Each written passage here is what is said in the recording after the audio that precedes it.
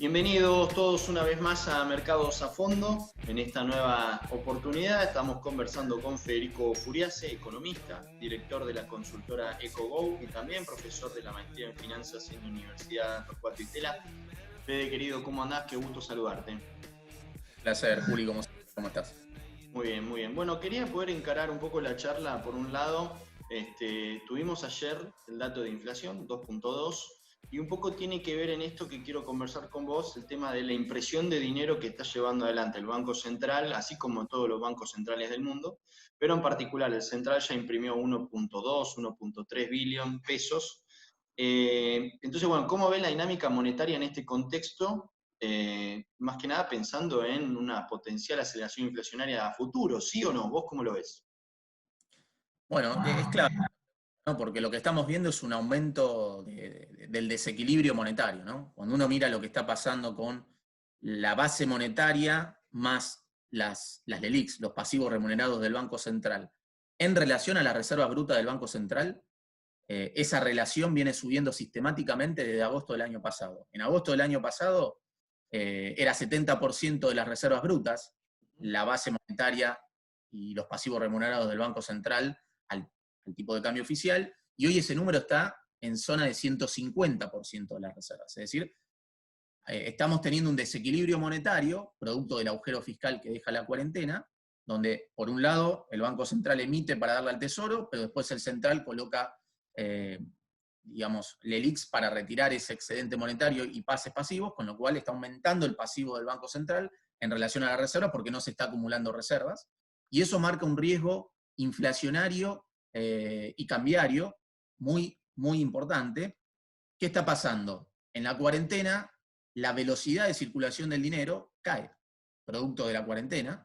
Además tenés congelamientos de tarifas, tenés lo que son los precios regulados, precios cuidados y precios máximos, que eso vino funcionando prácticamente, digamos, hasta junio, digamos, muy estabilizado. Entonces hay una inflación que en el corto plazo ha estado anestesiada por esta combinación de congelamiento de tarifas, recorte de salarios, la puja distributiva está muy contenida, baja en la velocidad de circulación del dinero que permitió que parte de ese aumento en la oferta monetaria haya una demanda de dinero precautoria en este Sí. contexto de cuarentena, con lo cual tenemos esa dicotomía en que tenemos un desequilibrio monetario en fuerte aumento con una brecha cambiaria muy alta, que eso implica un riesgo cambiario inflacionario, pero que en el corto plazo no se estuvo gestando justamente por estos factores transitorios que mantienen la inflación a raya. Ahora, cuando vos bien marcás, existe el riesgo de que se acelere la inflación en la medida que se flexibilice la cuarentena y que los empresarios tengan más margen para trasladar a precios el aumento en los costos, el aumento en la brecha. Ahora te quiero preguntar sobre eso, pero esto de los pasivos monetarios me pareció interesante. Contemplemos que el Central mantuvo todavía la tasa en 38.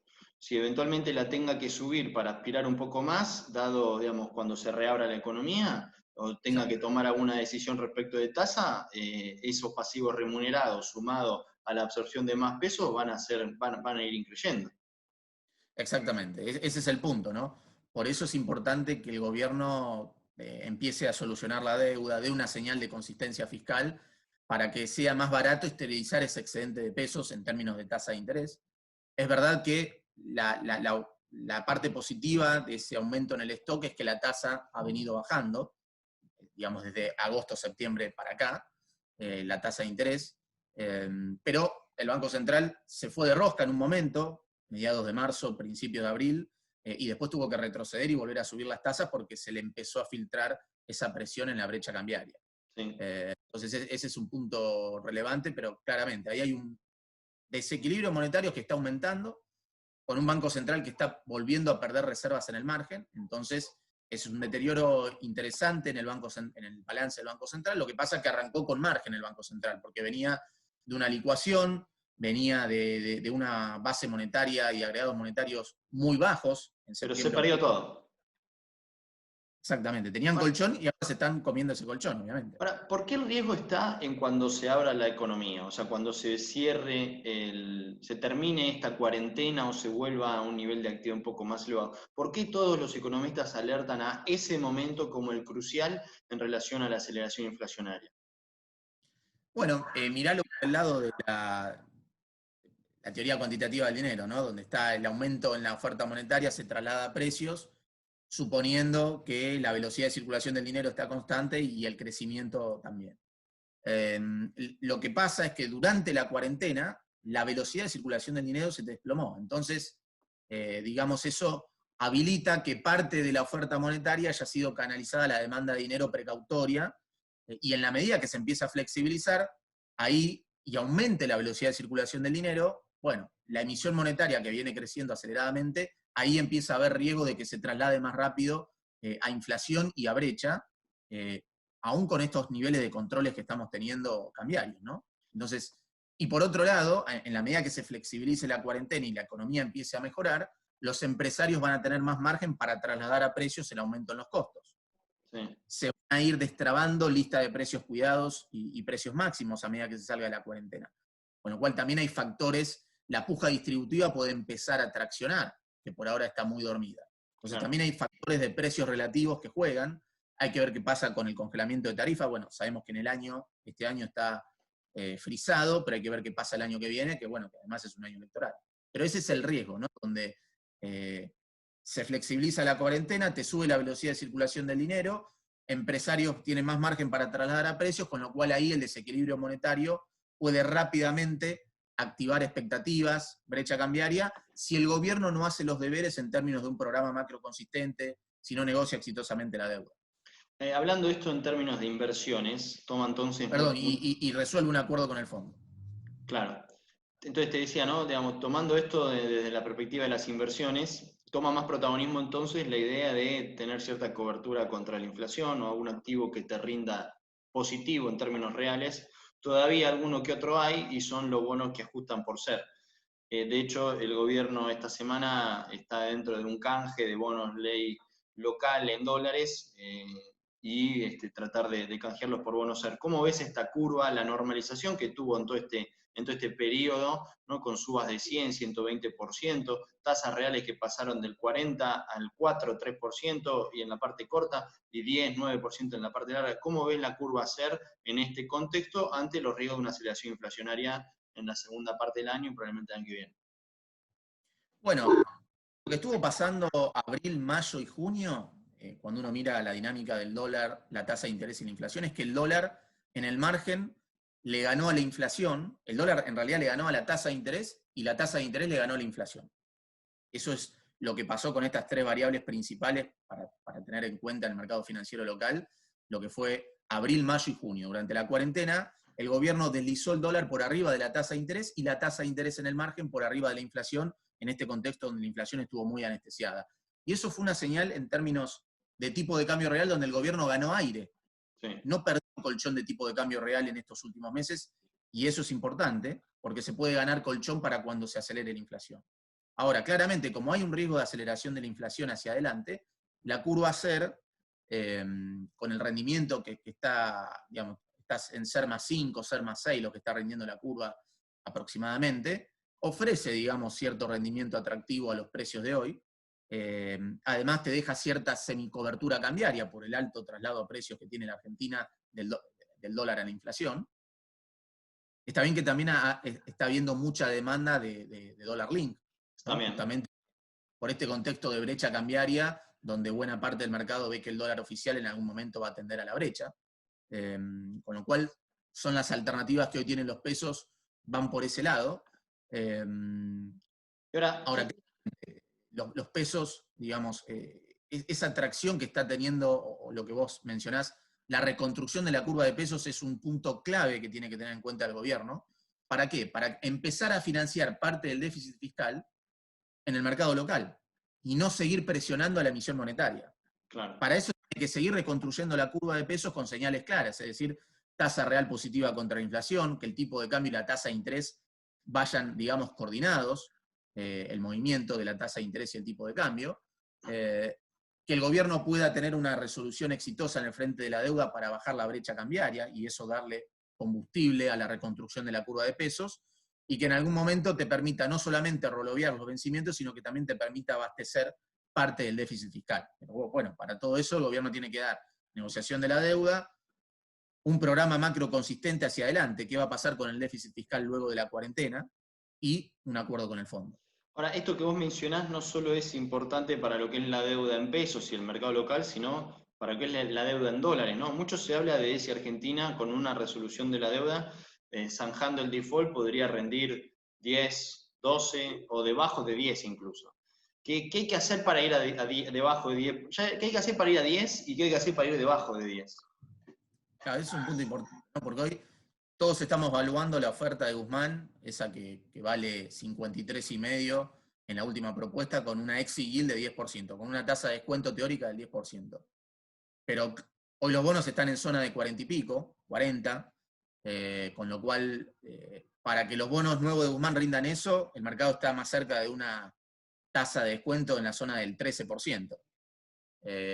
Entonces, ¿qué hay que hacer para validar, para convalidar ese 10% de exit yield?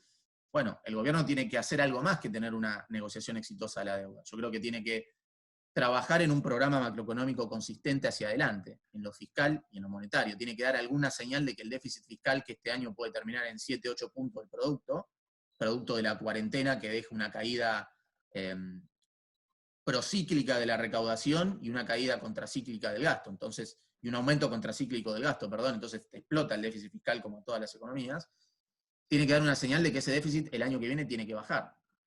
Va a ser difícil, año electoral, demandas sociales, venir de una caída muy fuerte de los salarios reales, entonces ahí tiene que estar, digamos, la clave para que la negociación exitosa de la deuda se pueda apalancar con un programa exitoso, un programa consistente en lo fiscal y en lo monetario, y un acuerdo con el Fondo Monetario Internacional, y ese combo es lo que le permitiría a Argentina rendir, convalidar ese 10% de tasa, o incluso rendir 8% el año que viene en un escenario de hiperliquidez global, donde todo es cero, ¿no? 8% donde los bonos valdrían 60. Pero para rendir ese 8, Argentina le tiene que salir bien la deuda, el programa macro consistente y el acuerdo con el fondo. Si no tenés alguna de esas patas, bueno, empieza a correr el riesgo de que Argentina se quede en estos niveles, o que incluso los bonos tengan una caída y que el desequilibrio monetario se transforme en un riesgo inflacionario, porque el agujero fiscal lo tenés que seguir financiando con emisión monetaria y no podés ir al mercado local. Te hago la última. Incluso zanjando el tema del default, ¿qué tan probable podríamos ver que Argentina pueda eventualmente volver a emitir en el mercado de deuda internacional? ¿Crees eso posible? Eventualmente, ¿en cuánto tiempo?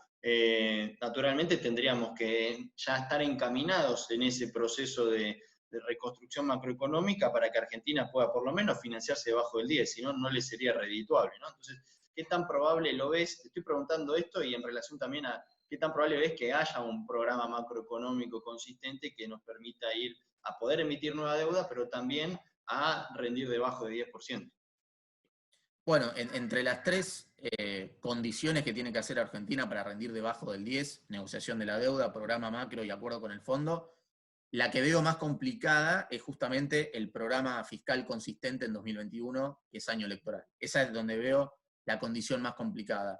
Yo creo que la deuda se va a solucionar más tarde o más temprano, con este esfuerzo que hizo el gobierno, donde arrancó de un NPV de 40, 39, y hoy estás en 53,5, descontado el 10, y en el medio resignó 15.000 millones de dólares en pago, en ahorro de intereses y capital, acumulados al 2028. Ahora, la incertidumbre es esa, si se va a poder hacer un programa fiscal consistente en 2021, año electoral, donde vas a tener que desandar parte del gasto que se estuvo aumentando, esa es la parte más difícil, donde juegan las presiones políticas, qué vas a hacer con las tarifas, con el gasto a las provincias. Suponiendo que está todo bien y que se cumplen con las tres y que Argentina empieza a rendir menos de 10% en un escenario optimista, tampoco veo que el año que viene el soberano coloque deuda en los mercados internacionales de capitales, todavía no va a dar la tasa, Guzmán mira mucho la tasa que hace sostenible la deuda, y además yo creo que la apuesta del gobierno en ese caso es empezar a colocar en el mercado local. Por eso le va a dar un tratamiento equitativo a la legislación local en dólares con la legislación internacional. Yo creo que la apuesta del gobierno es esa, donde, digamos, es consciente de que aún en un escenario optimista tampoco va a poder colocar deuda en los mercados internacionales el año que viene. Vamos a tener déficit el año que viene, con lo cual la apuesta es ir al mercado local de capitales, y para eso le tiene que dar combustible a la reconstrucción de la curva de pesos.